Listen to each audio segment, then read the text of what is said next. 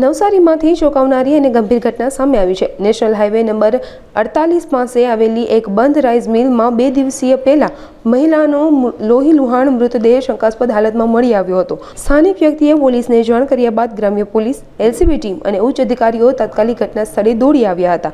Police અધિક્ષક રાહુલ પટેલે પણ સ્થળ પર જઈને તપાસની માહિતી મેળવી હતી અને પોલીસે એફએસએલ અને ડોગ સ્ક્વોડની મદદથી તપાસ શરૂ કરી હતી અને માત્ર 2 જ દિવસમાં આ મોટા કેસનો ભેદ ઉકેલી નાખ્યો છે। શરૂઆતમાં મૃતદેહ ફૈઝલ પઠાણ નામના શખ્સની પૂર્વ પત્ની સુહાનાનો હોવાની આશંકા હતી, પરંતુ આ તપાસ આગળ વધતા ખુલ્યું કે આ મૃતદેહ તેની પ્રેમિકા રિયાનો હતો। સૌથી ચોંકાવનારી વાત એ છે કે પોલીસે માત્ર એક જ નહીં પણ 2 અલગ-અલગ હત્યાના ગુનાનો પર્દાફાશ કર્યો છે। પોલીસે મુખ્ય શંકાસ્પદ ફૈઝલ પઠાણને ઝડપી લીધો છે અને હાલ તેની પૂછપરછ ચાલી રહી છે।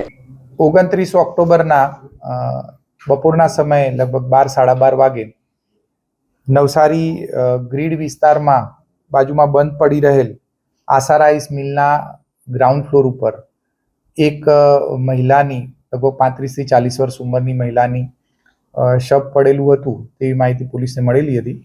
પોલીસે તાત્કાલિક તે જગ્યા પર પહોંચતા આ ડેડ બોડી નિર્વસ્ત્ર હાલતની અંદર હતી અને કોઈ અજાણ્યા ઈસમ દ્વારા આ મહિલાનું મર્ડર કરવામાં આવેલું હોય એવું પ્રાથમિક દ્રષ્ટિએ જણાઈ આવતું હતું।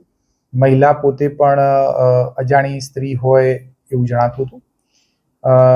આ બાબતે તાત્કાલિક બીજી પોલીસ ટીમોને જાણ કરતા એલસીબી, એસઓજી અને સ્થાનિક પોલીસની અલગ-અલગ ટીમો બનાવી આરોપી અને મરણ જનાર બંનેની ઓળખ કરવા માટે આજુબાજુના વિસ્તારની અંદર સીસીટીવી કેમેરા, ટેકનિકલ સર્વેલન્સ વગેરે ચાલુ કરવામાં આવ્યું હતું, જે દરમિયાન હ્યુમન ઇન્ટેલિજન્સથી આ મર્ડર કરનાર આરોપીની ઓળખ થઈ હતી અને જે આરોપીને ખૂબ જ ટૂંકા સમયની અંદર પોલીસ દ્વારા હસ્તગત કરવામાં આવેલો હતો। હસ્તગત કરાયેલ આરોપીનું નામ ફૈઝલ પઠાણ છે। તેઓ છૂટક મજૂરીનું કામ કરે છે અને તેની પૂછપરછ કરતા આ જે મરણ જનાર મહિલા છે એને પોતે રિયા તરીકે ઓળખતો હતો અને છેલ્લા 1 વર્ષથી એની સાથે સંપર્કમાં હતો। તેઓ એકબીજાને અવારનવાર મળતા હતા અને આ બનાવની રાત્રિએ પૈસા બાબતે બંનેને ઝઘડો થયો હતો અને જે ઝઘડા દરમિયાન આરોપીએ મરણ જનારને મોઢા અને પીઠના ભાગે માર મારી અને એની હત્યા કરેલી હતી। આ હત્યાનો બનાવ આ બિલ્ડિંગના બીજા માળે બનેલો હતો। ત્યાંથી પછી હત્યા કર્યા બાદ આની બોડીને સંતાડવા અને પુરાવાનો નાશ કરવાના ઈરાદે તેને ત્યાંથી ધસવી અને ગ્રાઉન્ડ ફ્લોર સુધી લઈ આવેલો હતો। ત્યારબાદ એ ગભરાઈ જતા એ બોડીને ત્યાં જ મૂકી અને પોતે નાસી છૂટેલ હતો। આમ આ મરણ જનાર અને ની ઓળખ અને આરોપીની પોલીસ દ્વારા અટકાયત કરવામાં આવેલી છે।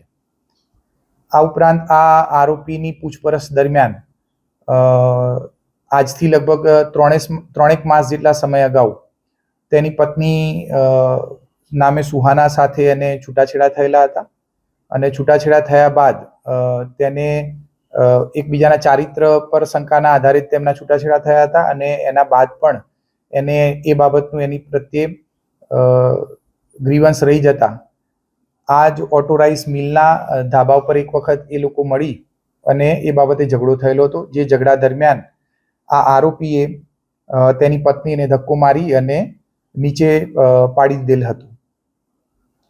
નીચે પડી ગયા બાદ તેનું મોત થયેલું હતું અને એની વાઈફની ડેડ બોડીને પણ સંતાડવા માટે આરોપીએ તેને ઢસડી અને બિલ્ડિંગની અંદર રાખી દીધેલ હતું। આની આ કબૂલાત બાદ પોલીસ ટીમ સાથે એનું સર્ચ કરતા તે જગ્યાએથી એક માનવ કંકાલ મળી આવેલ છે અને માનવ કંકાલની સાથે એને પહેરેલ કપડાં અને એને પહેરેલા દાગીના પણ મળી આવ્યા છે। એટલે આ માનવ કંકાલ તેની પત્નીનું છે કે કેમ તે બાબતની તપાસ, તેના ડીએનએ સેમ્પલિંગ હાલ આ તજવીજ ચાલુમાં છે અને એના પૂરતા પુરાવા મળી ગયા બાદ આને પર હત્યાનો બીજો એક પણ ગુનો નોંધવામાં આવશે।